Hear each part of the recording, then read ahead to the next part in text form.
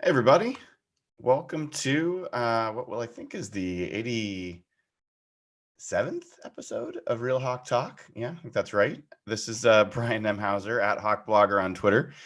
Hear my voice is a little bit less than normal. Been fighting through a cold and didn't do myself any favors on Sunday. So forgive me if my voice gives out a little bit here and there. And we're going to start this week with our good friend up in Toronto, Jeff Simmons, at Real Jeff Simmons on Twitter. How you doing, Jeff? I'm all right, man. I definitely just went through a cold myself, so I can relate. I'm still a little stuffed up. I didn't go to the game though, so I have some honey, have some tea.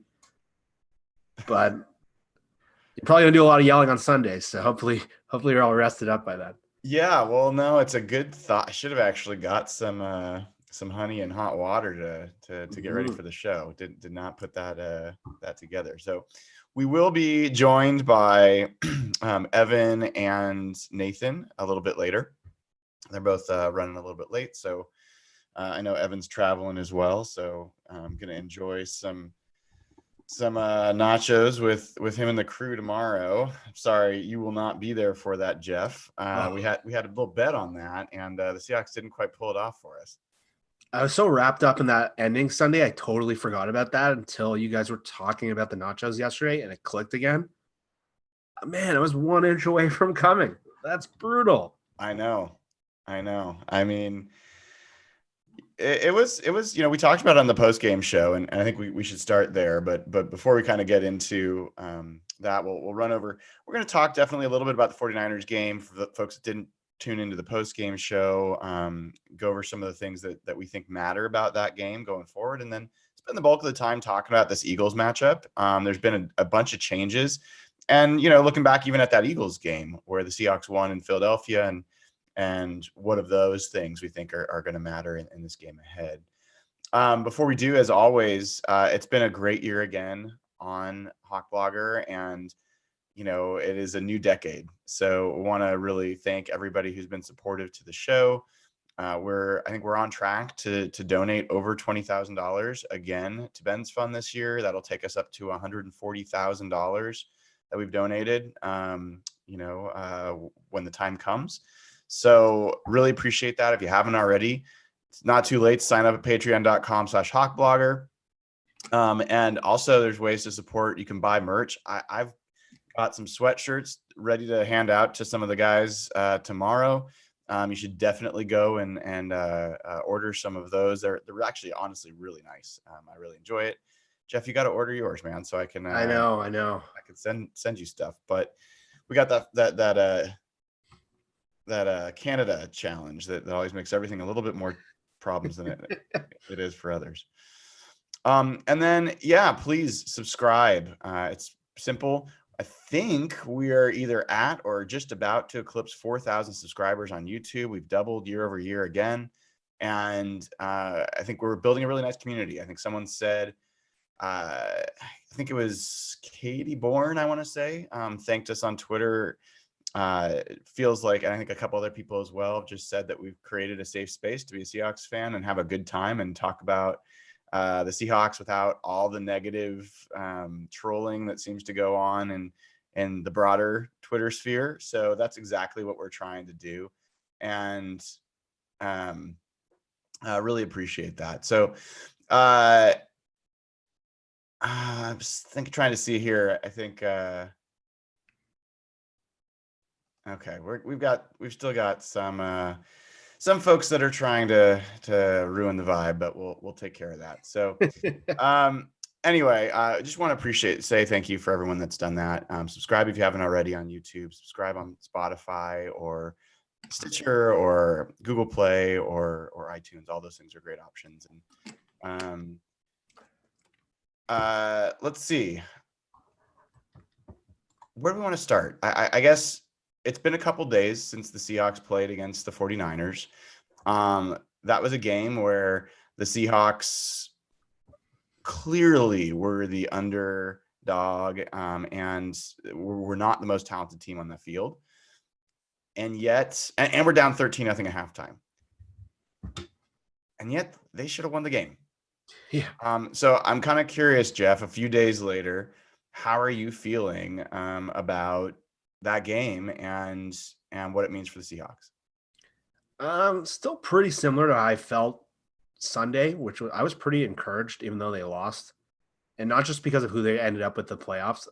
Just we talked last week. We talked realistically on our chat for like the last month. Like I think we have a pretty good idea of who the Seahawks team is, how good they are, and what their realistic, like what their big picture is right now.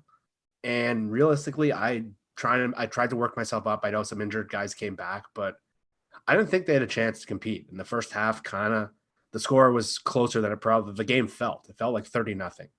And I really didn't think I wasn't surprised. But the fact that the Seahawks still were able to move the ball and probably should have scored 4 touchdowns and a half against that team, I think that's the most encouraging thing because for the Seahawks to make any sort of run in the playoffs, that's their only way to do it. And I'm hoping that wasn't a facade and the second half isn't just a short term thing because they really haven't been good over the last month. But I'm encouraged that they showed that they can play like that still because if they're going to make a run, that's how. Because we know what the defense is, we know what the special teams is. I thought the offense, second half, there's a lot you can see carrying over. Well, I'm interested. The Seahawks, as of right now, it's looking like they're going to get Quandre Diggs back this week. Yeah. They also had to put Michael Kendricks on the IR, so he's out. I see that as a step forward overall. I don't think losing Kendricks is a huge deal, but Diggs is coming back from a high ankle sprain. He's coming back pretty quickly. Seems like it's positive. How big of a deal do you think that is for this defense? Oh, it's the biggest possible thing that can happen to them right now. We've talked about this so much on our show this year, just how different the defense has looked with Diggs and without Diggs. And just going beyond that, number one, it takes Delano Hill off the field, which I don't want to bag on the guy, but he's just not an NFL starter by any means right now. And he was a clear weakness in that game on Sunday. He can't tackle well. He can't hit that well. He's not great in coverage. He literally limits what McDougal can do and kind of what you can call. Diggs really adds something that this secondary just doesn't have, which is like a pure hitter. And not only is he really savvy in terms of like reading coverages and playing plays on the ball, how many picks did he have? 4 picks or something? 5 picks in the short term he played. But he just adds that like kind of oomph in the back of the secondary and kind of makes receivers. Even the first time they played San Francisco, Diggs crushed a receiver coming across a slant route. And just going from Hill to Delano Hill falling on his face and not being able to take the proper angle, it essentially addresses the biggest weakness on the team, which has been safety play all year, and it makes it a potentially good unit. And to me, Diggs may be their best player this year on defense at any position. I think that's fair. I mean, I think looking back at the first game against the Eagles, Diggs was the highest graded player by Pro Football Focus. He had I think a 89 grade or something along those lines. He had a forced fumble, a fumble recovery, a number of big hits. And I mean, I think you can't you can't overstate, I should say, how important it is to have someone better than Leno Hill out there. Yeah. I mean, he's not a starting caliber safety. It's not even saying he's below average. He's just not a starting caliber safety. I don't know that if he was dropped, I'm not sure he'd get picked up by another team.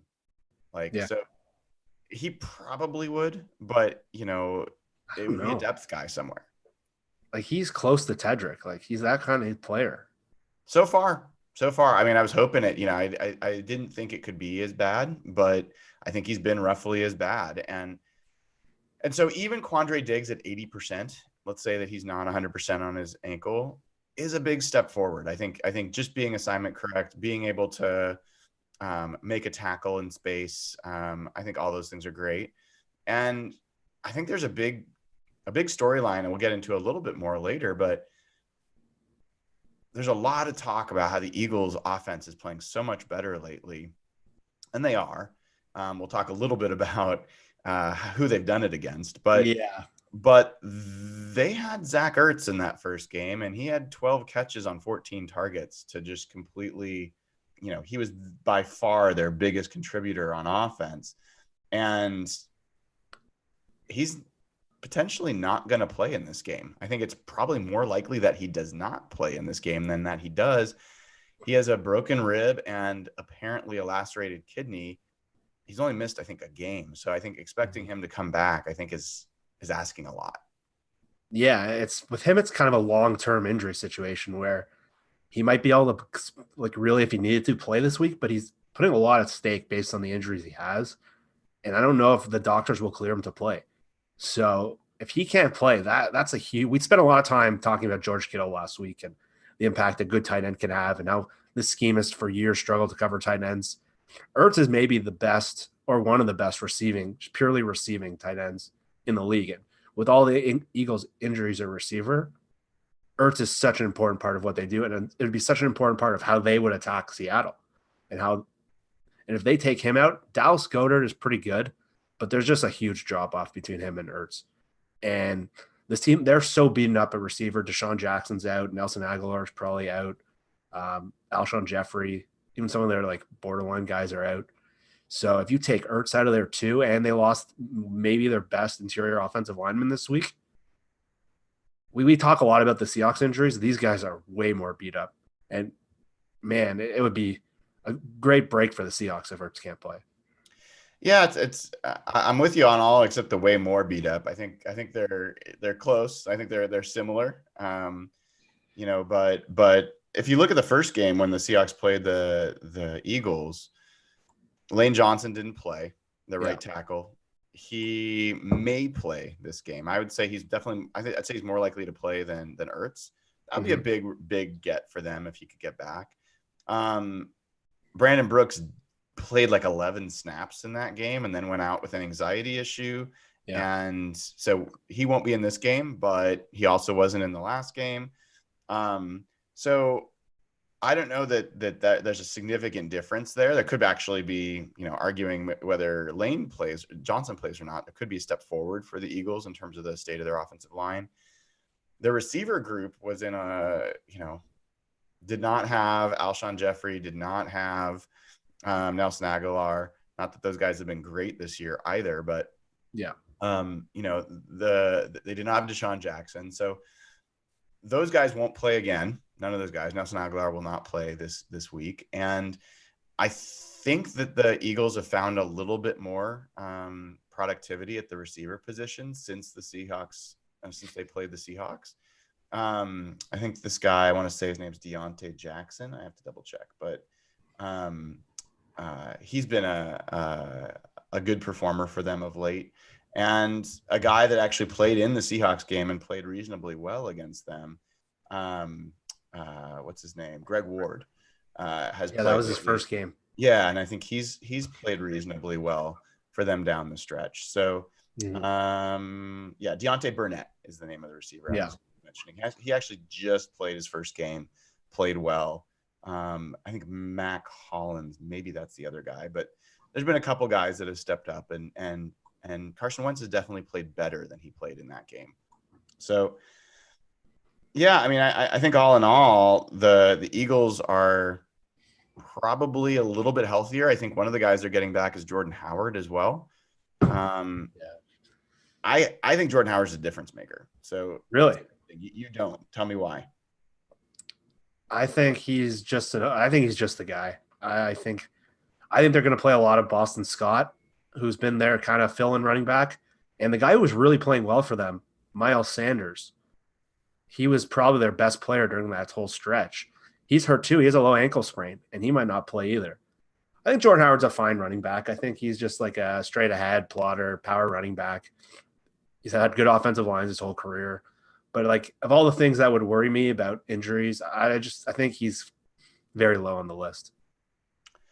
Yeah, it's interesting. I guess I've always looked at Jordan Howard as he's the physical tackle breaking kind of guy, and I don't think they really have that. I don't know Boston Scott that well, although I've been reading about him.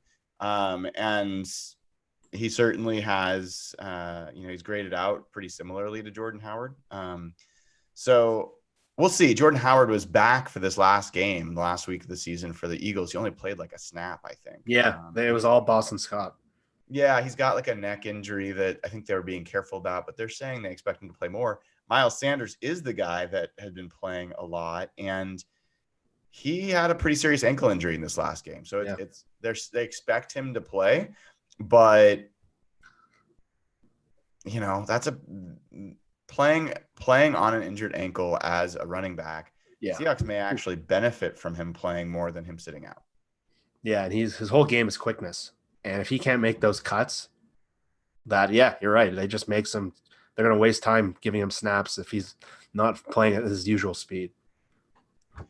So when you look back at the 49ers game and then you look at what are those things that you noticed in that game that translate to this game against Philadelphia? They can be positives, they can be negatives.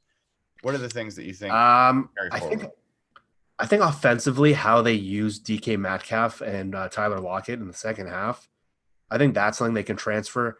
And I've spent a lot of time this year just talking about how they're spending too much time not targeting their best players in high leverage situations. And you kind of saw it at the end of the game a little bit.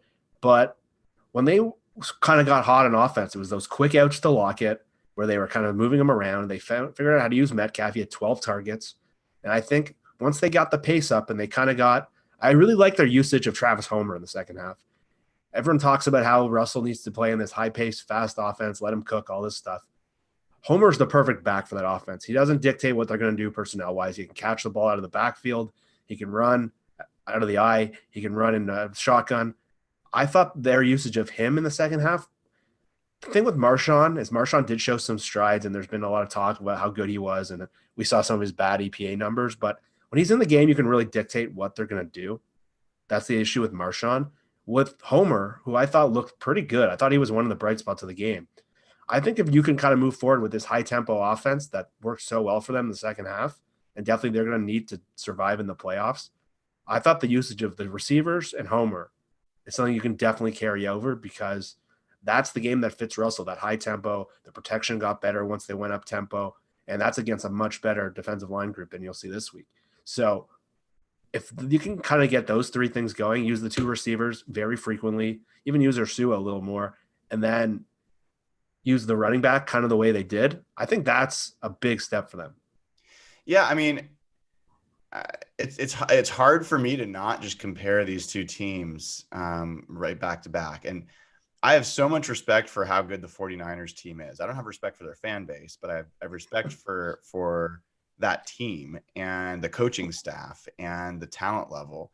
And that's a defense that plays among, if not the best coverage in the game, with among, if not the best pass rush in the game. Those two things. Yeah. Eagles are not close to the best coverage in the game. They're okay, but they're not the best. And they've given up some big plays. And, in general, they've just been middle of the pack.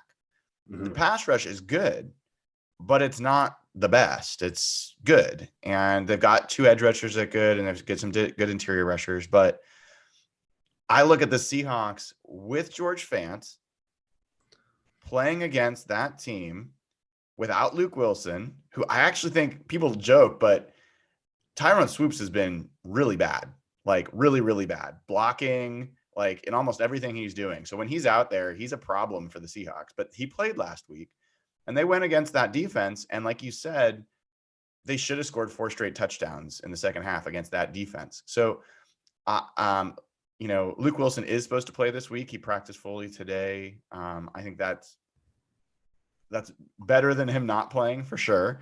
Yeah. And I think that DK Metcalf and Tyler Lockett and the way that the chemistry we started to see and the comfort level that we started to see Russell play, I thought that was Russell's best game maybe in the last 2 months. Like that was one of the most encouraging things to me. I thought he was making time, like he was finding a way to move within the pocket, finding space. I thought the fact that the 49ers only had 1 sack in that game was kind of shocking.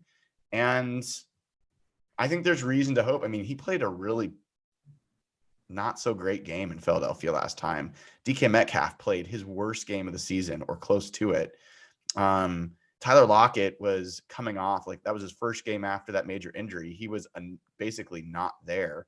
So those are all reasons where I'm like, yeah, I mean, I can see the Seahawks playing a reasonably solid game on offense against this Eagles defense if they can carry forward some of what they did, which was not super dependent on deep plays and deep throws. And I think the Eagles game plan seemed like it was completely dependent on deep throws in a game where there's a lot of wind. So I want to welcome in Nathan Ernst at NathanE11 to the show. How you doing, Nathan? Are you there? Looks like he's got some technical issues. Nathan's got some technical issues. So, Jeff, any thoughts on what I was mentioning there? Well, I'm glad you agree with me. Number one. Yeah. I thought the problem with like the Seahawks plan in the first half last week is it just didn't seem like they had a reasonable strategy to attack San Francisco. Like it was hard to tell what their plan was, and they were kind of disjointed in how they were using Marshawn and what their passing plays were. And in the second half, that's why I was so encouraged coming out of that game. Just the way they used their two best receivers and their two best weapons, Lockett and Metcalf. I think that's how they have to play. And I think maybe their first two targets of the game, for example, I believe were to Jerron Brown. And that's the kind of stuff I think gets them in trouble. And I think if they're going to make a run, and especially against the Eagles team, where you mentioned it before, their coverage is probably the worst secondary they would play in the playoffs. And they have Fletcher Cox up the middle. He's a damn good player. And Malcolm Jenkins could kind of blitz from weird spots. But the Seahawks' best way of winning is through Russell and through those two receivers. So if you can keep feeding them early, getting them going in the game plan, the corners in this game are not great. These are the worst group of corners they would play. Again, there's no Richard Sherman taking away one side of the field. These are guys that Lockett and Metcalf should win against consistently. So that's a great advantageous situation for Seattle. Curious, people are saying, I mean, Pete even mentioned it in his press conference, something about like 50-mile-an-hour winds. Yeah, I looked at the forecast. I'm not seeing anything like that. It is supposed to be windy, but like 15 miles an hour or something like that. So I don't know. Maybe he heard 50 and it was 15, but in any event, it'll probably be windy. It'll be cold. It doesn't look like it's going to be raining. It seems like there's reason to believe, like, even if it is 25-mile-an-hour winds, you should be able to do most of the game plan that we saw the Seahawks doing against the 49ers in the second half. And yeah, hopefully they can learn from last time where there was that kind of strange deep ball where DK Metcalf couldn't read the one he dropped, or he kind of lost it in the air and couldn't read the ball with the wind. And that was the play right before the half in the Philly game. And yeah, that's what, to me, it was the way that Metcalf and Lockett were winning those routes. I don't think wind would be a huge factor, just like you said. And it was kind of short, quick stuff. And how many times have we said on this show that they need to get back to the quick game with their protection issues, with Dwayne Brown out? The deep game is going to be hard for them because that's what teams are going to try to take away. That's the number one thing teams are going to try to take away, especially with Tyler Lockett. So if you can get that quick stuff going, and the way I love how they used Lockett in the second half. I thought that was the biggest change from the last month or two, just how easily Lockett was winning those routes and how easily Russell was getting the ball to him. And sometimes the out route's not the best one he throws. And DK against Weatherspoon, and then even when Weatherspoon went out, and then DK really took advantage of that back of Mosley. So, yeah, I agree with you. The wind shouldn't factor in if they're not trying to go too much deep drop, deep passing game. I know that's what Shoddy, Pete, and Russ love, but I'm hoping they take away what they did, those quick dump offs to Homer, put the ball in advantageous situations, and try to win differently. Yeah, I mean, it's funny because in that first game, the Seahawks definitely came out with a game plan to throw deep a lot. And we were frustrated about it. It was low percentage, especially in the wind. But even with that, they had a deep touchdown to Malik Turner. It was a beautiful throw by Russ, a great catch by Turner.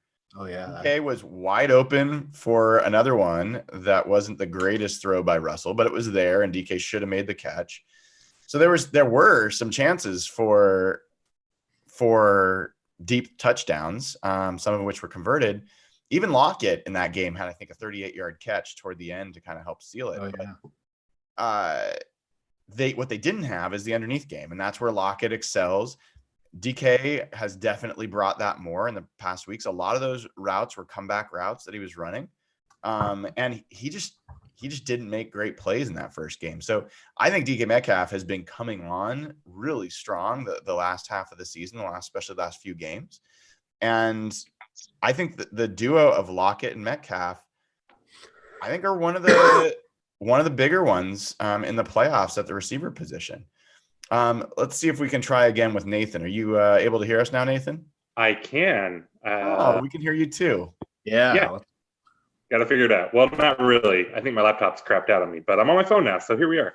Hey, hooray Hey. for computers that have now become phones. Hmm. So talk to us, Nathan, about I don't think we got to hear your takeaways from the game against the 49ers. We're not going to go into depth there, but what are the things from that game that you believe are going to be relevant going forward into this game against the Eagles? I think the thing I hope is relevant is that second half offensive resurgence is real and that they figured something out. I think we've seen this from them, really kind of all year, but especially since like the first Niners game where they just can't quite get everything going at the same time. The offense was pretty consistent there for, the first 9 weeks or so.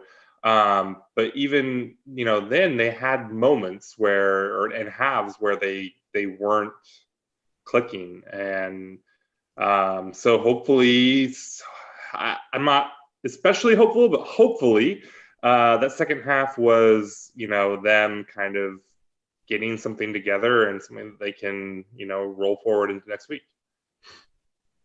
A couple things I got to point out. Someone in the chat mentioned this.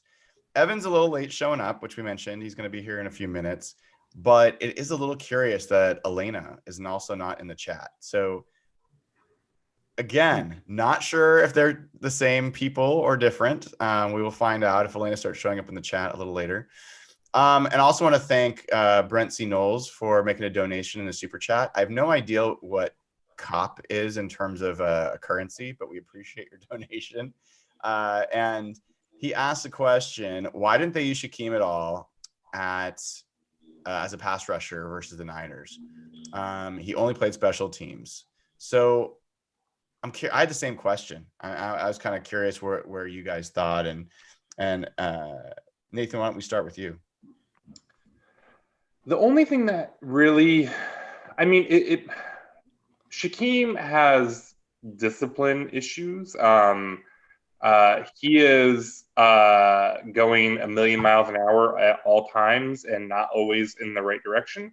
And so that is something that you could see San Francisco exploit, and you did see them exploit that against all the other guys, and you've seen several other teams exploit that. So on the one hand, I kind of get it with the way that San Francisco kind of plays and what we saw them do to this team. But on the other hand, they were not playing especially assignment correct as it was. So I don't really know why Shaquem got the short end on that. Yeah, Jeff, one of my assumptions is that the 49ers are a heavy rushing team, and Shaquem is not a guy that they feel can hold up in the run game. He did play in the first game against the 49ers, though. That was the first game he played. He split snaps with Ansah. So you have any thoughts about why? That was kind of my first thought, but there were some third and longs where you could have used him. But Pete got asked this today. His answer was, and again, whenever Pete says something, we got to take a step back and see if he's bullshitting. So he said that the Niners weren't in situations that warranted nickel looks very often, and he's a nickel rusher. I don't know if that's real or not, but there was definitely like a 3rd and 12 early, and Clowney jumped offside, and there were some third and longs that they had early in the game for sure, but they couldn't get off the field, which is where you want a speed rusher like Shaq in the game. So the second half, I don't really remember a lot of long drives. I remember just San Francisco scoring in like 3 plays every time they had the ball. So maybe they want to get him in certain situations. The game just didn't dictate it, because how many drives did they have in the second half that either were a 3 and out or that the ball or they scored in like 4 plays? So it might have just been a fluke. Yeah. I mean, let's talk about this defense for a second. So I think we're all in agreement that this defense is really bad. Yes? Especially in their current state. It's really bad. Yeah. Yeah. And, okay. So did you have something to say there, Jeff? Well, the worst part about them is how in the last month, how wide open and how much separation opponents are getting against them. Guys are just they have plays where just Seahawks defenders are nowhere near them. And that's happening it happened in the Rams game. Then Kyle Shanahan was just toying with them, it felt like at times. If they don't get that penalty at the end of the game, that 15-yard penalty that was kind of hokey, they probably never even get the ball back. It's just anytime the Seahawks needed a stop in that game, they'd go down the field and score in 4 seconds. So it's pretty alarming how wide open the opposition has been against them pretty consistently since Diggs went out. Yeah, I guess the question there is, assuming that we all agree that they're bad, which sounds like you guys do. If Diggs is back, are they still terrible? How much of a difference can he make for this defense? I mean, we had this conversation coming out of the Bucks game and going into the Niners game. And that Niners game, they looked good. And they continued to look competent, at least, not terrible, while he was in. And he goes out again and suddenly look really awful again. I mean, it can't just be all him, and it's not all him, but like we have definitely been in this position before where we're all sitting around saying, yeah, they're terrible. And then Diggs steps in and they look a lot different. So I think it's possible that he makes a really major impact if he can go in this game. And it's not just him, right? His 2 replacements at free safety this year have been right, Edric and Leno. And I've said this so many times on our show. One weak link on a defense, like when the Eagles played the Patriots in the Super Bowl, Malcolm Butler didn't play that game. The Patriots were a pretty okay defense. Taking him out of the game completely took apart that whole defense. Nick Foles tore apart them. Just removing one good player and placing a bad player in his spot. Putting Diggs and then Delano Hill and Tedrick Thompson, probably 2 of the worst players in the whole NFL this year. That changes a lot. Yeah, I guess I want to believe that. I also feel like we're probably overestimating how much of a difference he can make to the defense. I mean, we definitely we saw the Rams game, and Diggs played the full game, and he played all right. The defense didn't. They got shredded. I don't think this defense is completely different with Diggs to the point where they are like the defense we saw in the 49ers and Eagles game. I have a hard time believing that that's going to solve Bobby Wagner getting run by tight ends, or that it's going to solve Cody Barton having problems making tackles, on running backs, or, what I do think is at least a question is, does he help coverage enough that it is part of the reason the pass rush looked better for those couple of weeks? I think that's a fair question. I think Trey Flowers played his best games when Diggs was in the lineup. I think that's fair. But I guess to me, it comes down to it's hard for me to imagine the Seahawks defense playing as well as it did the last time they played the Eagles in this game, just because Diggs is back. I'm not there, even though they didn't have Clowney in that game. I just don't know that Clowney even is a guy like, are we sure that Clowney is better than the guys behind him right now, given where he is injury-wise? No. He looked like a total non-factor playing off that core injury. So I don't think we know. I don't think we have a clue what he is at this point. And that's kind of what you were saying before, that Diggs played in that Rams game. But really, if you take Clowney off this team, who doesn't have a good pass rush even with him at the best of times, now they got no pass rush at all. And you combine that with bad tackling and a weak secondary. So they're bad at all 3 levels, essentially. So it's pretty understandable why their defense is playing so bad. They're not strong at any of the 3 levels. Evan, welcome to the show. It's nice of you to show up. We appreciate your making time for us tonight. Anything for you guys. All right, good, good. Um, we were just kind of talking about this defense, which we all agree is probably the best defense in the playoffs. Would you agree with that? You're referring to Seattle's defense. Yes. Oh yeah, easily the most intimidating, formidable. Really puts the test to the Legion of Boom. That's for sure. Yeah. So I'm curious how we've talked about Quandre Diggs hopefully coming back this week. It looks like he's going to. The Seahawks didn't have Jadeveon Clowney in the first game against the Eagles.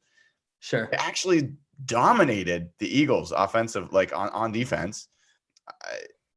Do you expect the Seahawks defense to play like that against the Eagles this week?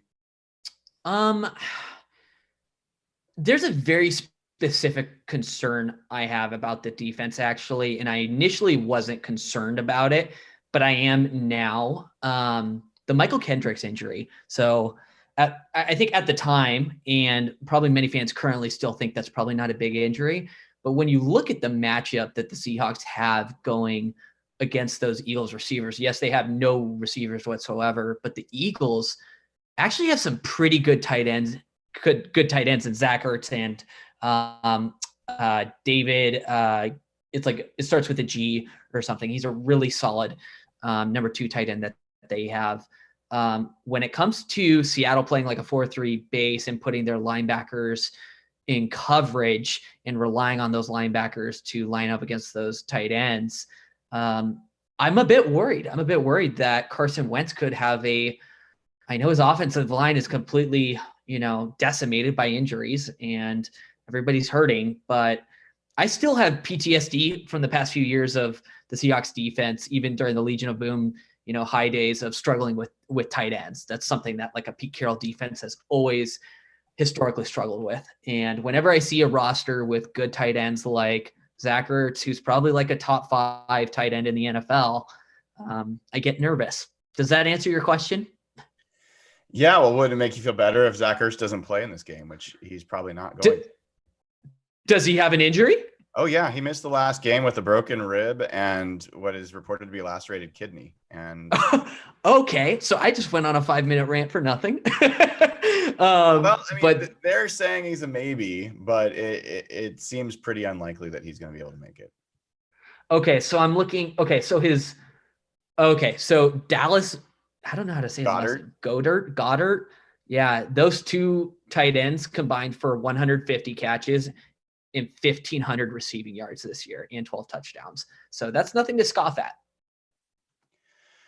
Yeah. I mean, Nathan, how much should Seahawks fans be concerned about Michael Kendricks being out and Cody Barton stepping in? Don't really know, to be honest. Like, Kendricks has not impressed me that much this year, but neither has Barton. Kendricks has played well at times too. So, like, I don't know. My gut says it's not going to be a big deal. I mean, it's a big spot for a rookie to step into and all that, but I'm not particularly concerned about it. Like, to me, it's more about what are you getting out of Clowney? What are you getting out of Diggs? That kind of thing. Kendricks is, way down the list for me in that regard.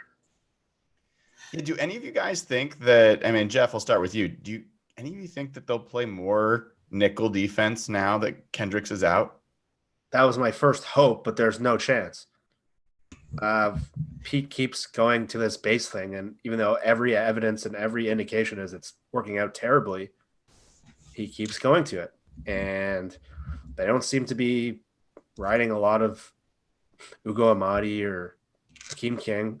So, and the Eagles aren't a team who are going to go 3 wide very often. They're going to go more 2 tight end, which is, Evan was saying before, more of a base look.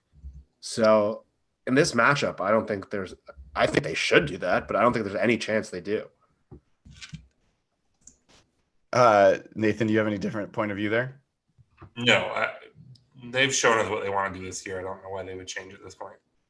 Yeah, I mean, we saw them go without Michael Kendricks for a few weeks, and it didn't really affect their use of the base defense. Akeem King played. That was his first game. We were all hoping it was going to be Ugo Madi in that first game against Eagle. Akeem King got all the snaps at nickel, partially because of their heavy reliance on the tight ends. I am curious if Ertz doesn't play, whether we see a little bit of a different defensive approach this game that might involve a smaller nickel. And you've got guys like Greg Ward, who was like he's a little bit more of a scat kind of slot receiver than these other guys. Could he warrant a change there? But I just looked at the Eagles have played better on offense the past few games, and there's a lot of people saying the Eagles are peaking at the right time. They're really playing well. Do you guys want to guess the ranks of the defense? Like what do you think the highest ranked defense is that the Eagles have played since they played the Seahawks? Is it Probably Dallas. 10th ranked defense, 15th? I was going to say 15th. I would say like 19th. Yeah, you're right there, Jeff. The Washington Redskins have the 19th ranked defense. That is the best defense the Eagles have played. Since they played the Seahawks, they played the 32nd ranked defense in the Dolphins, the 25th ranked defense twice in the Giants, the 19th ranked defense in the Redskins, and the 22nd ranked defense in the Cowboys. For those wondering, as bad as we all feel about the Seahawks defense, it ranks 17th in defensive efficiency. And there's 15 defenses worse than Seattle. Yeah. I mean, when you go for opponent adjustment and, even that's scary. Even as frustrated as we are and how down we are about the Seahawks defense, they held the 49ers to 26 points in that game, and the 49ers are playing pretty well. They scored 48 against the Saints defense. So I don't know, like it's questionable. And when I also looked up over those games, who is the leader in receptions and receiving yards for the Eagles? It's Dallas Goedert with 27 receptions for 318 yards. The next is Miles Sanders with 23 catches for 172 yards. Then Boston Scott with another 23 catches for 100. So basically tight end, running back. And then it's Greg Ward with 22 catches. And then it's Zach Ertz with 21. Zach Ertz, if he doesn't play, the next guy is Joshua Perkins, their tight end, with 9. So, I mean, it really drops off there. You're basically talking about 2 running backs, one of which has an ankle injury in Miles Sanders, a pretty serious one. Mm-hmm. And then you've got Dallas Goedert, Boston Scott, and Greg Ward. Are you guys buying that this Eagles offense is like coming in hot and that the Seahawks are in trouble there? No. And I apologize if you guys have already talked about it on the show, but my fear is not the Eagles offense. My fear is what the Seahawks do on offense this game. That's the matchup I'm concerned about. We all have PTSD from, the Dallas wildcard game where Seattle basically overcommitted to running the ball. Philly actually has I think it's like a top 6 or 7 run defense per DVOA, and their passing defense is very middle of the pack. So if Seattle, we all know Seattle's going to attempt to establish the run and control the clock and play all that fun Pete ball stuff, but their ability to adjust at halftime if it's not working, transition to the short passing game, give Russell more reps. That is my concern for Sunday. And I know that really wasn't your question, Brian, but my matchup concern is the Seahawks offense and what they choose to do against this defense. Yeah, well, let's definitely come back to that. I want to stick with for a second. I mean, this Eagles offense, Nathan, where are you on this Eagles offense? It's really bad.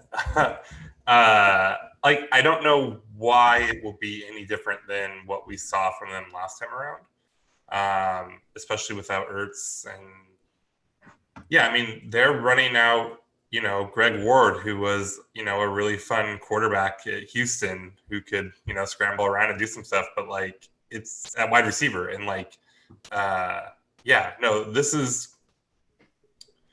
this is probably the second least scary offense they've had to play. Like who scares you less? Like the Bengals? Well, they did okay. I mean, they scored 19 points. There were other. Most of them were Tedrick related. Yeah. Really, like what other offenses have they played that are worse or less intimidating than this one? I don't think they have faced many, if any, and especially, I mean, the Ertz thing is a big deal. I think Wentz played really poorly in that game, so I do think it's reasonable to expect Wentz will play better, but I don't know. I mean, yeah, I guess I just have trouble seeing it. I have trouble respecting their weapons, and I think about like last year when the Seahawks went into the playoffs and they were going against the Cowboys. That offense was a lot more intimidating to me than what they're going to face this week against the Eagles. And, I am kind of curious, Evan, this is for all you guys, but I know the last year's playoff game broke you when how the Seahawks faced the Cowboys. Do you have concern, like when you're talking about kind of stuff, do you have concern for how the Seahawks are going to approach this game in a way that you did last year against the Cowboys? Approaching the Dallas game or in hindsight? Well, I guess my question is, the Seahawks came in with a really stubborn, pig-headed game plan and stuck with it. They were leading into the fourth quarter, but they ended up losing anyway. And it drove almost all Seahawks fans crazy.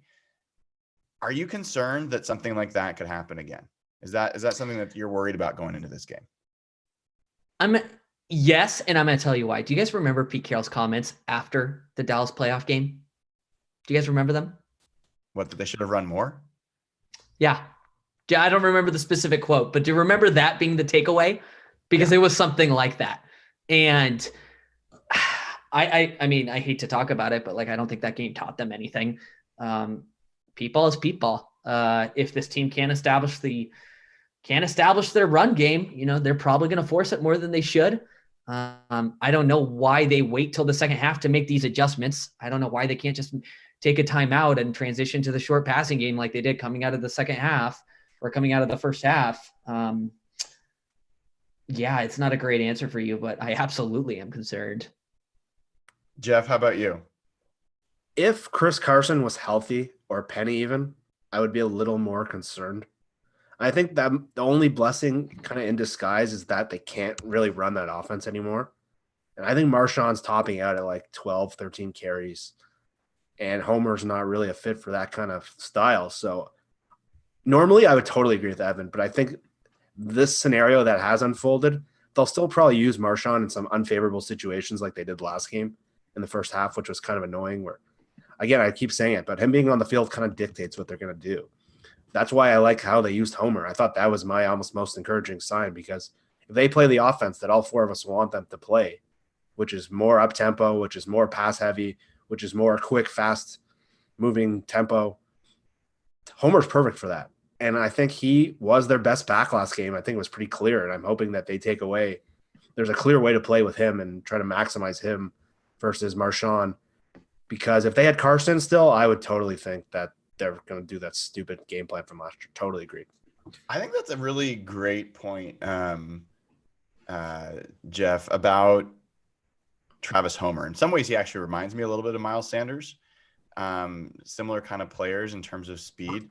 And I do think that the Seahawks are less likely to just run Homer over and over and over again. I think Pete even knows Homer runs hard it is hard for me to imagine him lasting many games as a featured back, as hard as he runs and throws himself into contact.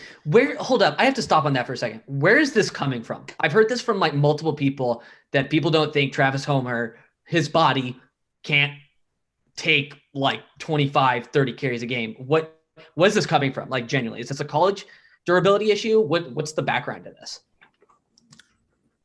It's just body size. I mean, the guy weighs like 200 pounds. He's not thick, and he he just does not look like he has a body type to handle that kind of punishment. And he does not avoid contact. He welcomes it. And so, you know, maybe he'll be the rare breed, but he does not seem like a guy that can carry the ball 20, 25 times a game and handle that kind of pounding. I don't think there's any actual, like, I mean, people say this thing a lot about smaller backs, but I don't know that there's any evidence for it.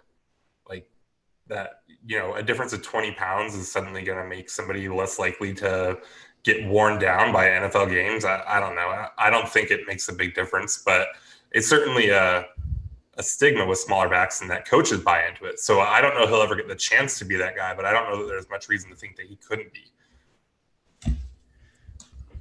Yeah, I guess we'll see. He's it's definitely different body types that handle different things. CJ Procise is like 25 pounds heavier and he got injured plenty. So it's not like that that weight is just like the only thing that matters. It's how it's distributed and just, you know, your overall body health and those things and how you take on the tackles. But yeah, in any event, I didn't see the Seahawks running Homer directly into the line of scrimmage the way that they did with Carson. To Jeff's point, I thought they seemed to run a little bit of a different offense in terms of the types of runs that they called. There's more to the outside. And there was definitely a lot more leaking out of the running back into the flat for passes that they were doing that they didn't do as much in those games. So I think there is reason to be hopeful that Homer being in there could actually drive the Seahawks to be a little less pig-headed about, you know, running the ball. Although if you look at the play calling in that game, they ran the ball a ton on neutral script situations against the 49ers. So, you know, I think that changed a little in the second half when they fell behind, but so I don't know. It's an interesting point if nothing else. And, you know, I am curious about how that'll play out. So where are you guys at on the biggest factor in determining whether the Seahawks win this game or not? What's kind of, when you think about this game, what is the thing that you're like, if this goes right, the Seahawks are in really good shape? If it goes wrong, the Seahawks are in trouble. Jeff, why don't we start with you? It's pretty simple and it's probably too basic, but to me, it's Russell Wilson. And not like, what I mean is I think just Russell is by far the best player on the field. I think when he's going, the Seahawks, their best chance of winning is when Russell's playing at the dominant MVP level. And when they were first 9 games or they were 8-2, and I said almost like at the point of that point, like defense almost didn't matter to me because Russell was playing so well. And Russell is just so far advanced to me than Carson Wentz. And if he's playing at that level, and that comes back to the coaching staff too, putting him in situations to excel. And we talked about, Evan just mentioned the quick passing game and not beating your head against the wall with runs, putting the game on Russell Wilson's back. And if that goes right, I think the Seahawks will definitely win. I think give them their best chance of winning. And if it doesn't, then it's hard to imagine the other areas of the team carrying the Seahawks right now because they're mostly pretty bad. So it's simple, but I'm going to go with Russ. Evan or Nathan, do you have any other items other than Russ that jump to mind for you as key factors in this game? Yeah, I think the offensive line play has been super inconsistent this year. Obviously, Dwayne Brown is injured, and it doesn't look like he's going to play. I think Pete Carroll said it would be miraculous if he came back to play on Sunday, so I think it's wise not to expect that. But George Fant actually played decently well in the second half against the 49ers. So if George Fant can hang in there at left tackle, the rest of the line can put together some decent pass pro, and we know they're pretty good in run blocking, then yeah, I don't see this Eagles defense having a chance because their pass defense is not that great. And if you give Russell the time, he will make you hurt. He missed several very easy touchdowns. Well, I guess not several. DK Metcalf missed a wide open touchdown, and then Russell missed a wide open touchdown last game. So I think in hindsight, if those two players hadn't made those two mistakes, we would have had a huge offensive performance against them. So I think the key to the game, like Jeff said, is our offense's game plan heading into this defense and whether our offensive line can give Russell some breathing room. Nathan, how about you? Yeah, I mean, both those are good. And then I'll just go back to Quandre Diggs again. If he's healthy and at full strengths, I think that's a big difference maker. None of you named John Ursua. Shocker. Did you guys see Pete's comments? Maybe it was today or yesterday. That was like, once it clicks, he's going to be an every down contributor for us. And I'm paraphrasing, but did you see that? I did. You know, I don't know if people really got it when he was saying earlier this week about Ursua that like he talked about that he more than most guys is like a real rookie and needs to learn a bunch of stuff. And he was talking about splits and some stuff that was receiving related. And then he was like, and blocking assignments. And I was like, oh God, it clicked for me. I was like, that's it. Like he has not shown he can be a good run blocker. And that is why John Ursua is playing less than like Jerron Brown, for example. And if Seahawks fans really, if it comes out and they really absorb that to being true, it will just be one more reason that folks are really, really frustrated with Pete Carroll, and for good reason. I mean, Ursua. Everyone loves my John Ursua meme, but I mean, I think John Ursua is a good player. I think he can be a contributor. I think he certainly can be more of a contributor than Jerron Brown was. And man, I like the idea of if they're going to have more of these short passing, like get him more involved. But oh man, it's a little scary if he's going to actually play behind a guy that's a worse receiver because he can't run block. It shows what this team prioritizes. Like we've talked about it with the offensive line. Like they care about run blocking, not just for the O-line, but for receivers too. It's why they love Jermaine Kearse so much. Of course, he made big plays, but it's central to what they want to do, with their identity on offense. That's one thing clear. Jokes aside, do any of you think that Ursua earned more reps this week? Do you think that he could actually be a factor in this game?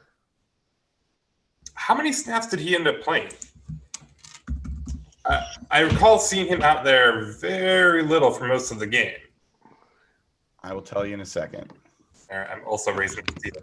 My instinct is no, I don't know that he's necessarily earned any. I mean, not based off that one game. I mean, he had one catch, and like I said, I don't think he actually got out on the field much until later on. And so I don't think there's anything about that game where you're like, John Ursua. John Ursua got 7 snaps, Nathan. Yeah, so maybe he's not quite there. Anyone feel differently? Anyone feel like he has earned more snaps? I don't know if earned is the right word. I don't know if he's done other than that one 4th down catch. I don't know if that, but I would like to see him if they're going to do the quick passing game. He is a guy who can quickly separate from the slot, and there are routes that you can see him winning. And there are routes that David Moore is good at, and they are at times pigeonhole him into those deep balls still. And if I would much rather see like a quick pass to Ursua than a one-on-one deep ball to Moore, who hasn't won that route all year. So I don't know if he's earned more routes, but if they're going to go with that kind of offense, there's definitely a role for him because that's his game. Well, I mean, Malik Turner is still recovering from concussion, and there's question about whether he's going to be back. I mean, I think he will be. But if he doesn't play and Jerron Brown doesn't play, I don't see how John Ursua doesn't see more snaps. I mean, who else do you have? You got Tyler Lockett, DK Metcalf, David Moore, who, by the way, played a nice game against the 49ers in all. Didn't he only have like 1 or 2 catches? I guess he was that's one of the highest rated players by Pro Football Focus in that game. John Ursua has earned more snaps because he had 1 catch, but David Moore had a bad game because he only had 1 or 2 catches. Welcome to Seahawks Twitter. That is Evan in a nutshell right there. The expectations are. I want to be clear. I would love to see Ursua get more snaps. I would love to see what he can do, and I would love to see them go to like a quick passing game and then suddenly be a different football team coached by a different football coach, or at least one that a sudden change of offensive philosophy. That's just not going to happen. And I don't think that anything that we've seen in his 7 snaps, on Sunday, changes that. Yeah. Well, so the other question I had for you guys, there's a guy that's going to be missing from this game. Another one that we've had some fun with over the years. Rashad Penny had 129 yards in that first game and was a key reason why they were able to win. He's not here. Chris Carson's not here. The running game was a meaningful factor in that game. How much of an impact do you think that's going to be on Sunday? Yes. I love that we just get nervous now every time you ask a running back question. I mean, am I nervous that Rashad Penny is gone and he's not going to be a factor? Yes, but I would counteract this by saying, like, Travis Homer has looked pretty good. Like, I know it's only been 2 games, but Travis Homer is looking better than I think we expected. Like, my hot take is Marshawn Lynch shouldn't get another carry as long as Travis Homer is healthy. I know they do sort of different things like short yardage, like goal line, and Travis Homer is a little smaller and in space and shifty and whatever. But I think Travis Homer is far more explosive. Obviously, the younger back. You saw Lynch kind of hyping him up on the sidelines in the sound FX after the game. But yeah, I mean, Rashad Penny and Chris Carson, I think there's something to be said for being able to attack an opponent's weakness or attack an opponent's strength and still dominate them at it. So they have a really good run defense, the Eagles do. If the Seahawks were able to, have a productive and efficient, running game on Sunday, of course that would help them. Do I think it's likely? Probably not. I think the gap between Travis Homer and Rashad Penny is actually pretty significant. Well, and I'm looking right now at the Eagles linebackers, and they're not good. I remember this from the first matchup. They're really bad. Their best rated linebacker in Pro Football Focus that has played meaningful snaps is, I think it's Nigel Bradham. And he was like a 64.7 overall grade and 46.5 against the run. There are other linebackers that have gotten significant snaps. Nathan Gary, 59.5 grade, 45.5 tackler. They've got a lot of like challenging players at running back who I think if I have a chance, I can look up on Football Outsiders, but I would bet that they have trouble defending running backs as receivers catching the ball. And I think that Travis Homer could be a nice factor in that way. So I'll take a look at that. But why don't we go around for a second? We'll talk about predictions, and we generally end up with some other things that we want to talk about as we do that. But Jeff, where are you at on this game? What do you expect the outcome to be? I do think the Seahawks should win this game. I think the one benefit of them losing this game is the Seahawks have a clear weakness. It's their defense, especially their defense covering right now. Just how slow they are. They can't generate pass rush. They can't. Their linebacker play has been really bad in coverage. And I think playing against the worst offense in the playoffs just gives me hope that the Seahawks should win this game. I think the offense I think there's stuff that they can take from that last game. I'm hoping I'm not just overestimating that second half. Maybe it was because they were down 13-0 and it felt like bigger that they went to that offense. But I just think this is a game where the Seahawks actually do match up favorably. And given all their opponents they could have got, which could have been the Vikings, or if you had to play the Saints, for example, I think this is just the best possible matchup for them. And it's one I think, especially with Diggs coming back, and George Fant, as Evan mentioned, that was a big deal. He played pretty solid last game and a big difference from Jamarco Jones the week before. So everything we've mentioned, I think they should pull it out. I think it's going to be close and frustrating and annoying, but I do feel pretty good going into this game. If I told you right now that the Eagles scored let's say they scored 20 points on offense on Sunday. Do the Seahawks win that game? Yeah. Pretty comfortably. Okay. Interesting. Well, why don't you follow up that with what your current prediction is for the game? And Jeff, did you have a score prediction? I didn't hear of it. Oh no, you said you were just asked how we were feeling. Yeah.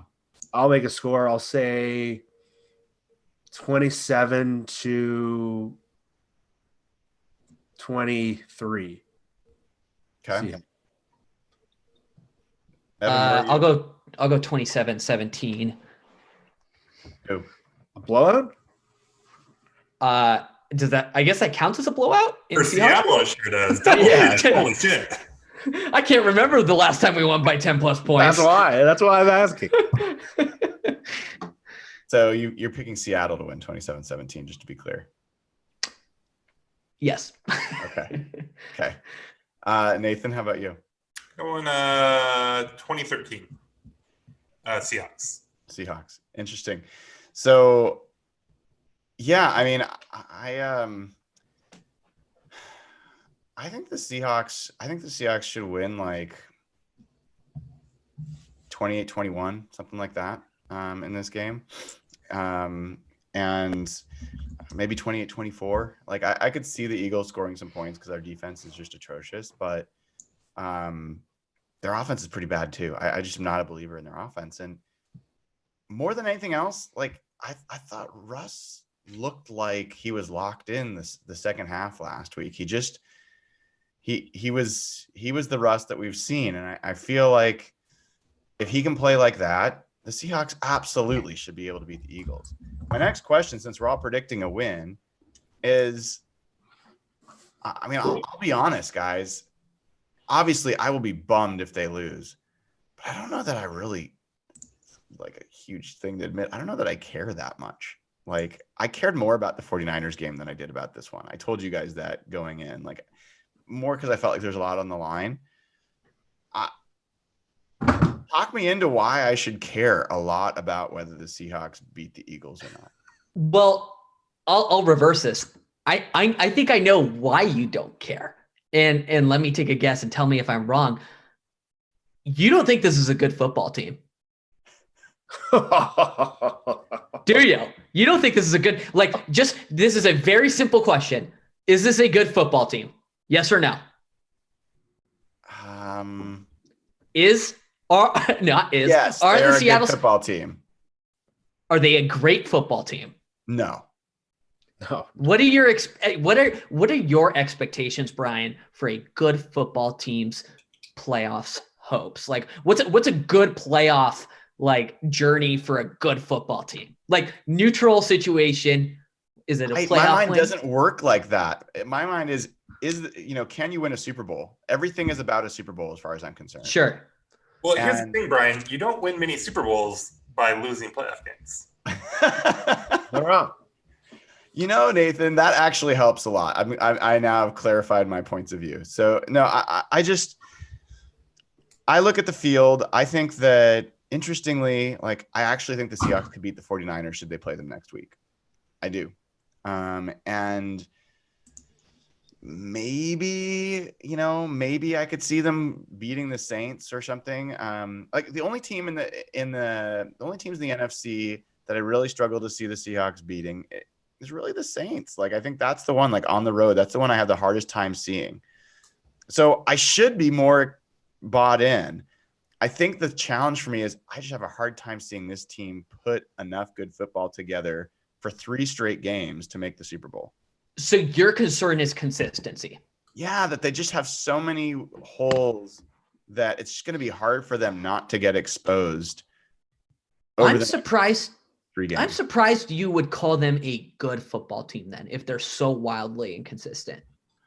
Well, they're 11-5, and they had the hardest schedule in the NFL. And 11-5 with a negative point differential on the season. Let's be clear here. That is one stat. But the fact is that, guess what? It is measure of a team is how many wins you have. That is ultimately what determines whether you're a good team or not. Where do they finish in DVOA? Top 10, I think. 8. That's kind of what they are. But they're good because they have the all-world quarterback. They're not a great team. Yeah, I mean, I know that there was pushback when I said that this was a really good team, but like, and I've definitely soured on them since I was beating that drum. I mean, they've had a rough few weeks for sure. But like, one thing I don't think we appreciate is just how bad some of the other teams are. Like, Philly's a playoff team, right? Like, Minnesota is a playoff team, and that's a team that Seattle handled fairly well. Like, Yep. you know, there are very few just dominant football teams out there. Sure. Like, is there like who does everyone think is going to win the NFC? Like, I think the Ravens are the clear favorite, right? I mean, you can say Patriots because Patriots always do it, but I think the We're Ravens. talking AFC. I like the And the Chiefs. AFC. And the NFC, like, who is even the clear favorite? I think the Saints are the best team. But like, by how much? Because you spent most of the year saying the Niners were the best team. Yeah, and from a talent perspective, I do believe the Niners are the most talented team in the NFL.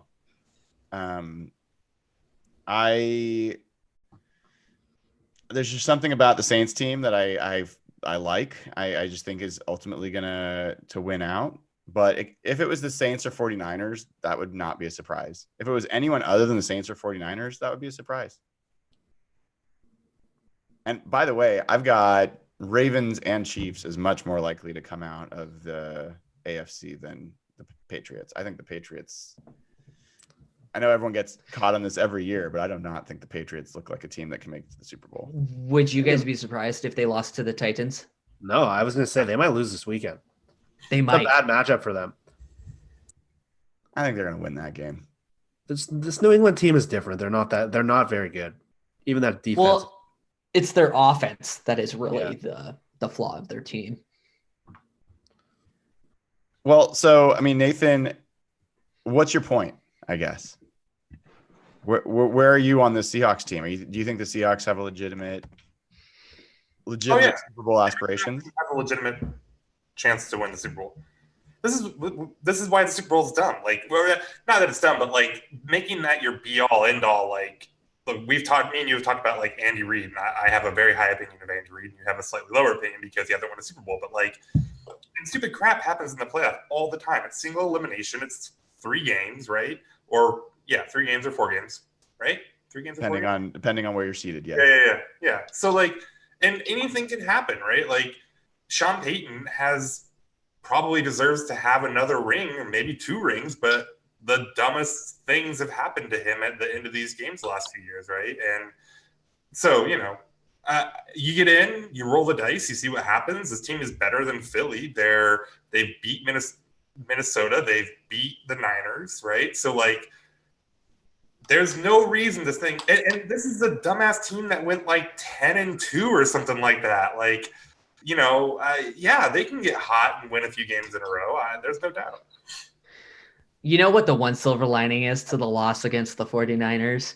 And I'm going to give you guys reason to hope here. If the Seahawks beat the Eagles and go on to play the 49ers in the divisional round, beating any NFL team, let alone like a really good NFL team like the 49ers 3 times in 1 year, almost impossible.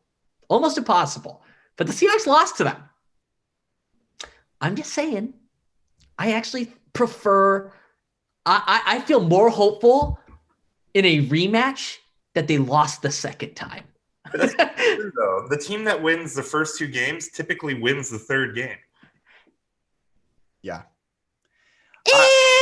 No, about it. Go add the numbers up. Go do your W's and your L's. So you're telling me if the Seahawks beat the 49ers and gotten that extra inch, you're telling me that the Seahawks would likely beat the 49ers in Santa Clara. It doesn't work that way. I'm just saying most of the time They won.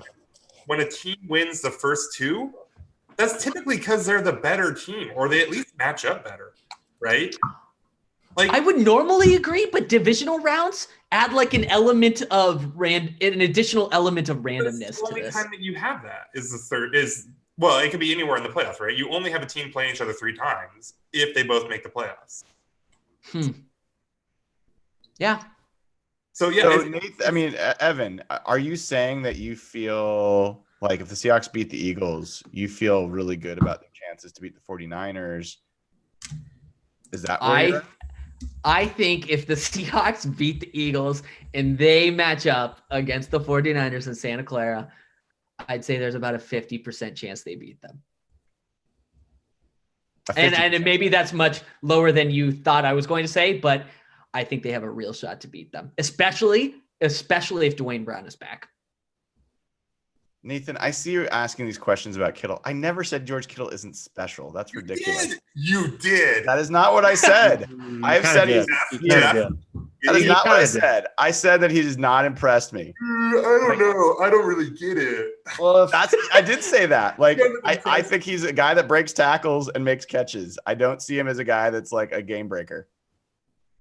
And I don't think he broke the game against the Seahawks last week, by the way. He did a lot more than just break tackles. But like, I don't think he broke the game. I don't think he did anything in that game that makes me think that he was the difference in why the Seahawks beat them in the first game and why they lost to him in this game. Nothing's changed my opinion there. Okay.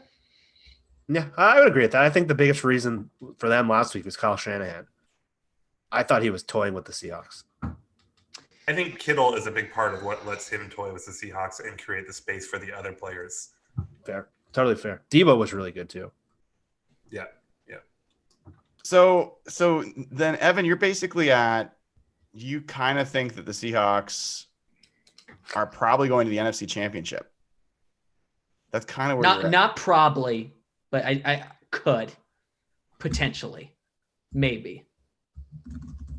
Is there any part of you that doesn't want to witness that because or that potential just because of the torture that this team puts you through on a weekly basis?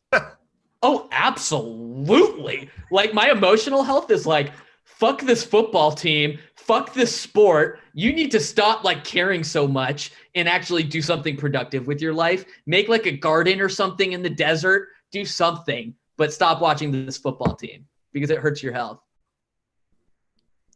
I will admit there's part of me that like. But is part of you looking for like the peace of a Sunday with nothing going on or watching football without your team? I have to admit part of it is really hard for me to watch a team week in, week out that plays terrible defense. Like that is really hard for me to watch, like, and go into every game feeling like, yep, they're not gonna be able to cover. Yep, they're not gonna be able to tackle. Yep, they're not gonna be able to rush the passer. This should be fun. So basically, you're very thankful Tedrick Thompson wasn't healthy for 16 games. Yeah, I'm very thankful for that. I'm thankful that, I mean, gosh, I wish Lano Hill had a hangnail or something that kept him out so that Marquise Blair could have played some more. Like, I don't wish anything seriously harmful, but the Marquise Blair thing breaks me. Like, it is. There is nothing Marquise Blair could do that would earn him the starting spot on Sunday. Apparently. Nothing. I mean, it's nothing. It's so crazy to me that he's created turnovers, which it's all about the ball, apparently, right? That's the rule. It's all about the ball, except when it's not, because the guy that creates the turnovers sits on the bench while the guy that's never created a turnover in Lano Hill plays. This is upsetting. And, I want to talk about this for a second. Experience is overrated. And I truly believe that. Like, I don't even think this is so much like a football lesson. I think this is just like a life lesson. I think this translates to many different examples, many different situations outside of football. You could say the business world. Like, there are so many people out there who have a ton of experience, but are mediocre or even bad. Experience does not equal good things. It does not equal good results. Oftentimes, the younger people are more talented or more productive because they're hungrier. They haven't proven themselves. Pete Carroll, Marquise Blair is a playmaker, and he can tackle better, and he's better in coverage than Delano Hill and Tedrick Thompson and every other free safety you're thinking of potentially bringing in for a workout. Stop the games. Stop the shenanigans. Use your high second-round pick. Put him in at free safety. This is why you drafted him. Stop with the bullshit. You can't get aegis and then drop shenanigans in your rail. Calm down, Boomer. Oh, man. And the worst part of that too is that Pete's like one of his like philosophy things, and kind of what we've said for years, that a lot of the stuff he says is bullshit. How many times he talked about like, oh, I learned that at USC the value of playing young players, and I'm the guy who plays young players, and that was a big deal when it happened where he played KJ Wright over like Aaron Curry back in the day, and that's a random reference, but anyway, that was his thing. And this team just doesn't have what I call like force players on defense. Like Clowney was at one point a force player. Diggs is a force player.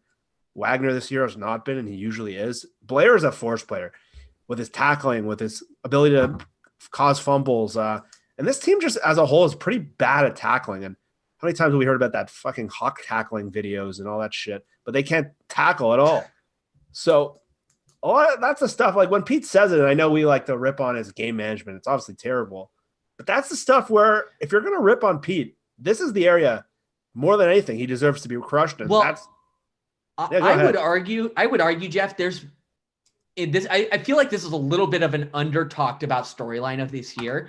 There have been some really weird personnel decisions across the entire roster all year long. We can talk about Marquise Blair. We can talk about Ugo Amadi not seeing reps. We can talk about Jamarco Jones being far better than DJ Fluker in his 2 to 3 game stint, noticeably better, but immediately getting benched.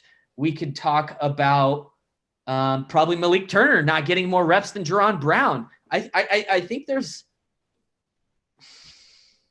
Tedrick Thompson continuing to start for like the first 6 games of the year, despite, giving up major plays every single game. I think there's...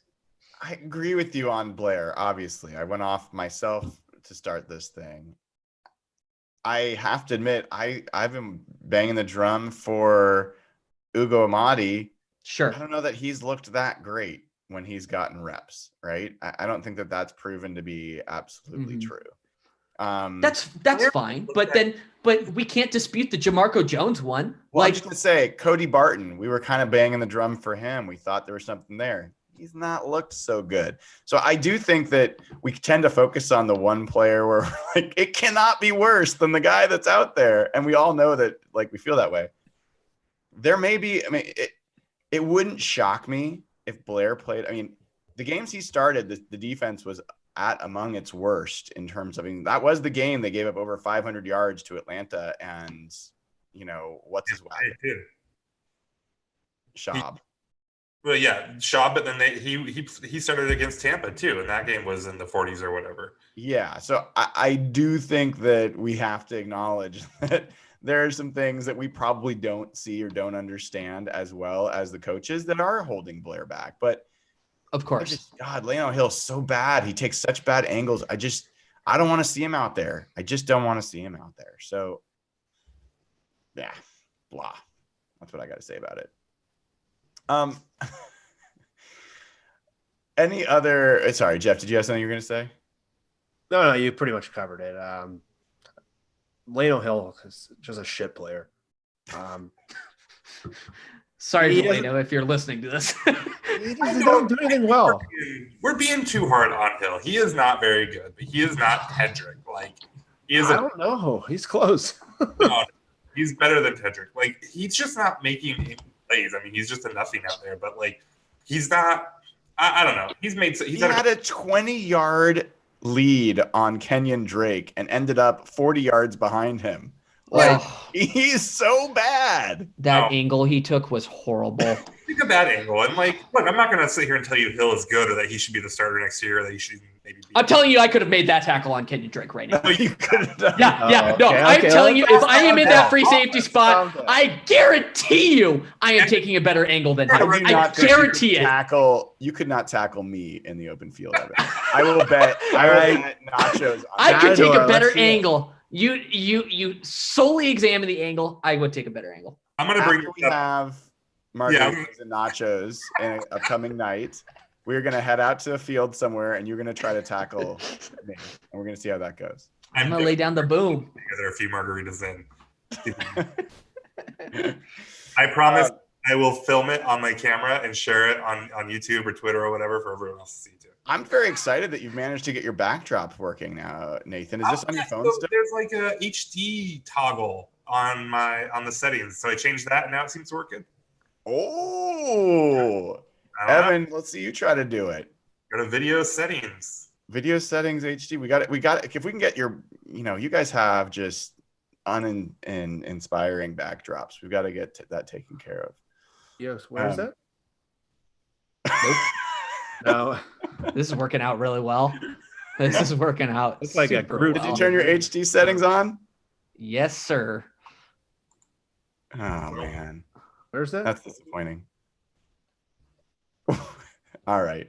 Well, we were kind of talking about the chances the Seahawks have. I mean, Jeff, I don't think we heard from you. Do you feel like if the Seahawks beat the Eagles, that it's a big deal?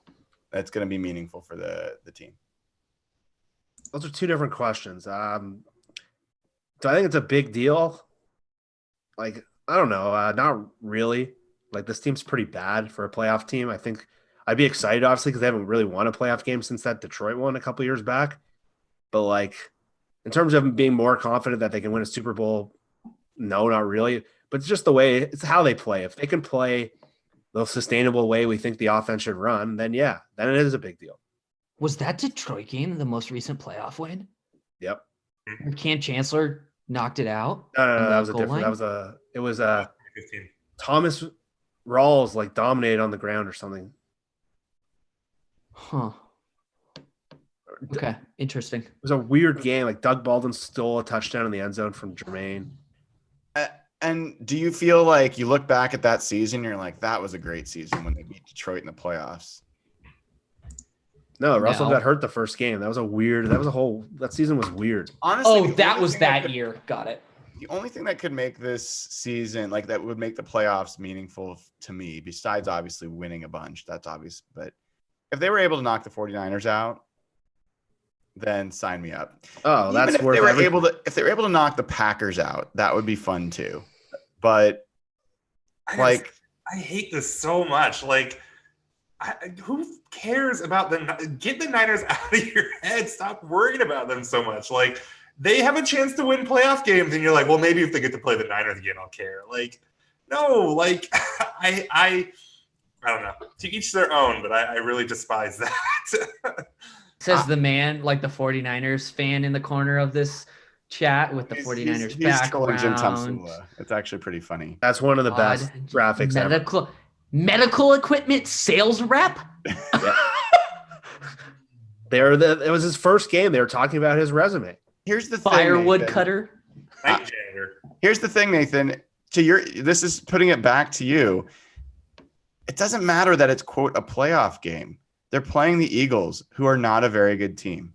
If the Seahawks had beaten the 49ers last week in a non-playoff game, a much, much, much better team than the Eagles, that to me is way more meaningful than beating the Eagles this week. That's what it's about. Sure. But it's not about.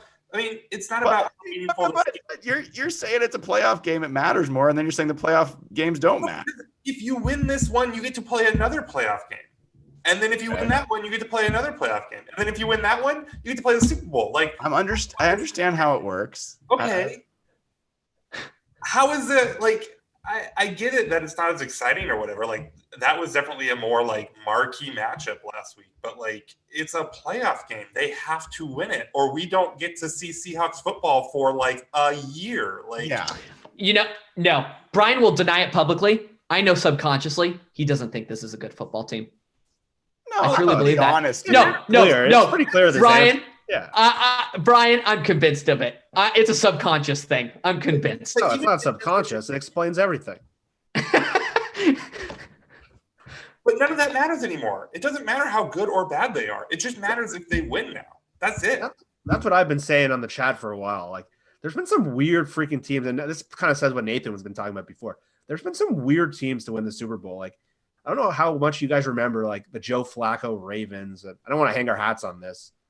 And like the Eli Manning Giants, like those teams were pretty bad going into the playoffs. Like, they were not good at all. Like, if you would have listened to like the 2012 like Giants version of Real Hawk Talk, like they lost to like Washington, who was horrible in like week 16. Like, if they get hot at the right time and they have the best quarterback potentially in the field in the NFC, I would say they do have the best quarterback in the NFC. They can beat anyone. They don't look right. They're weird. They've had a insanely stupid season. But I agree with Nathan. There's been some weird stuff happen. I know baseball playoffs, there's always like a ton of weird stuff. It's one game. Like, the Seahawks had so much against their favor last week, and they probably should have won. Like, Joe Fan tweeted out how bad their defensive grades were, and they still almost won. Like, they can win any game because they have the best quarterback in the conference. Yeah, there's no hidden thing here, Evan. I've been pretty clear. I even just said I don't like that they have a defense that is terrible. I don't like watching a team that has a terrible defense. At the same time, what matters to me is not whether they beat the Eagles. It's, for them to do something more meaningful the rest of the season, it has to be beating a team that is good. Like, beating a good team when it counts. That's gonna be a meaningful playoff win to me. The fact that they're playing the Eagles, I think, is maybe the worst, if not the second worst team in all the playoffs. Mm-hmm. I don't think it's gonna prove much to me. It's not like I'm gonna be like, oh yeah, now we're going. So I agree. Like, emotionally, like, I don't think the Seahawks can win anything on Sunday. People will disagree, but they're expected to win. They should win. But if they win, it's like, okay, they should have. I mean, the Aren't they Eagles like and 1 point Vikings favorites? were not even included in the NFL's playoff video that they sent out. I mean, like, the NFL doesn't even think it matters if the Seahawks beat the Eagles. So I don't know.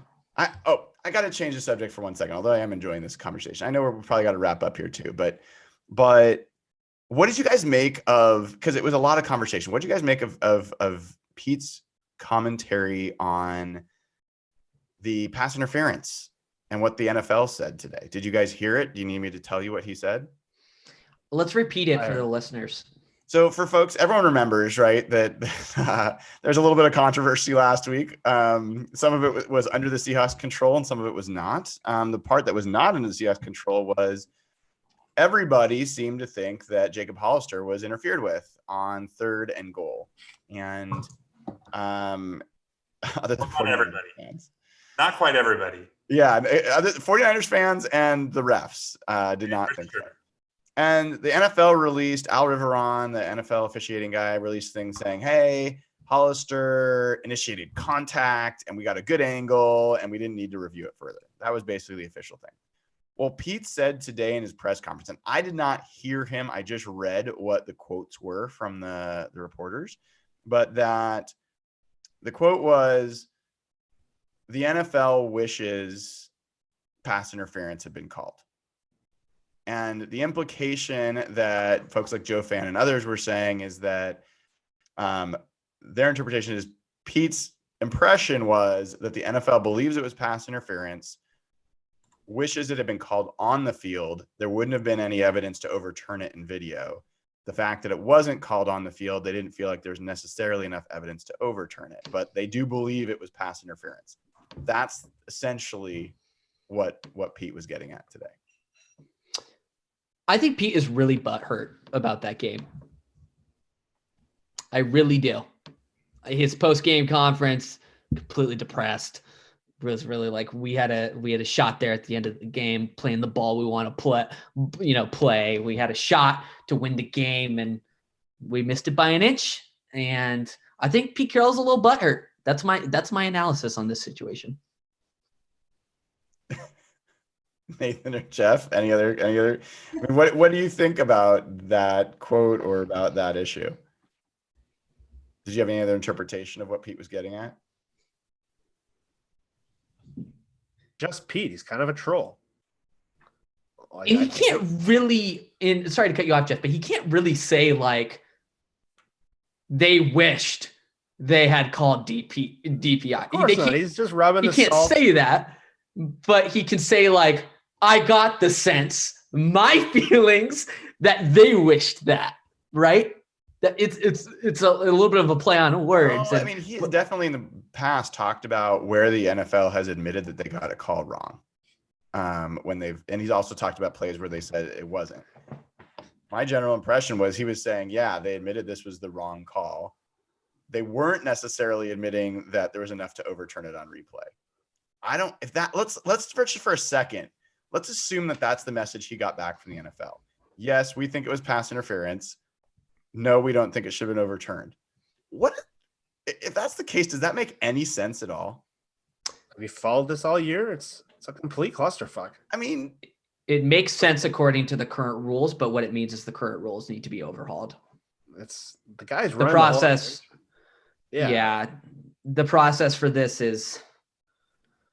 Did you hear Al Riveron's explanation where like he said he saw the TV replay that lasted for like 4 seconds and that was enough to give him a clear answer? Like,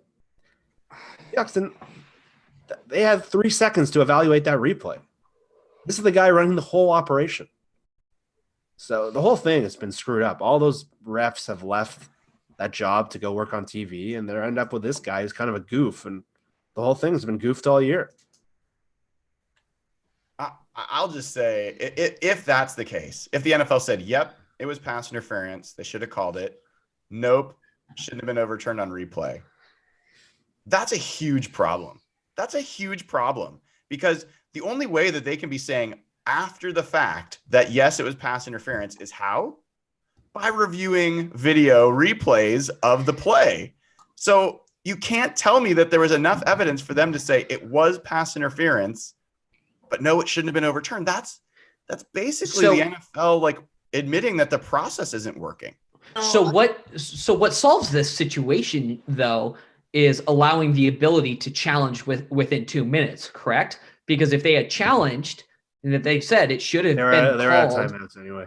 I don't think that changes it because I think what the NFL is saying is that they are going to give on PI. They're going to give the refs a lot of leeway on what they call on the field, and I think that we've seen this mostly be true. That things have to be pretty egregious. It has to be a really, really badly missed PI for them to review it, right? Like, if you go back, the whole reason that this is happening this year is that Saints-Rams game last year when it was like the most egregious PI possible, and they missed it. And I think I think that's probably what the NFL has wanted all along, is that just those are the plays that will get overturned. But you kind of can't it's kind of Pandora box on them, and you can't just put that back in now when you've got you've got things that are clearly PI or fairly clearly PI that are missed, and broadcasts that are replaying it like 6 times, and fans are going to get mad. I mean, what they need to do is they just need to get rid of the review and go back to what it was, and hope that their refs don't just crap the bed again in a big situation like that. Yeah, I don't know. I mean, it just doesn't seem that hard to fix.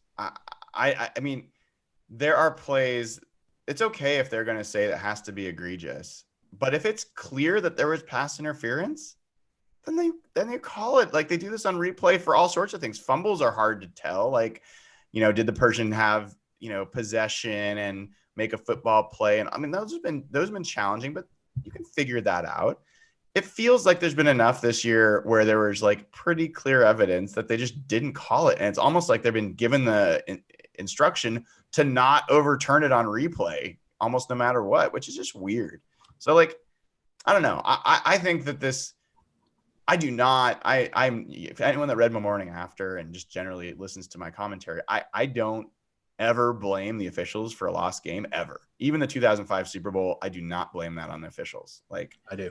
I don't. Like, ultimately, you control what you can control. And the Seahawks, Jeremy Stevens shouldn't have dropped so many passes. Like, anyway, that's another conversation. Yeah, we're not talking about that today. But the fact of the matter is, this was a play that was pretty obviously pass interference. And they didn't call it, and they didn't use the replay to even review it.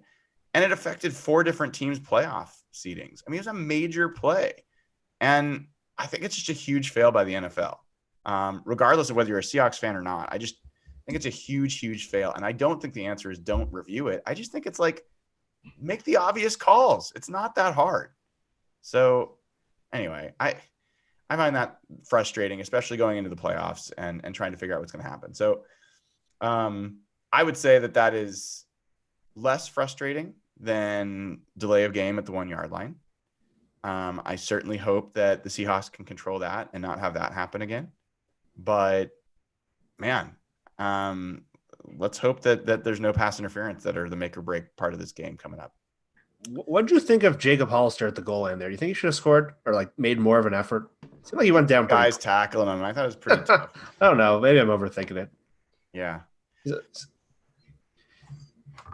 All right, guys, we're gonna wrap up there. I know it's been a long night for some. Appreciate everybody's support. Enjoy yourselves. Eagles fans, as much as they're have a bad reputation, Eagles fans, I would take them all over 49ers fans. So happy to have some common conversations with Eagles fans this week.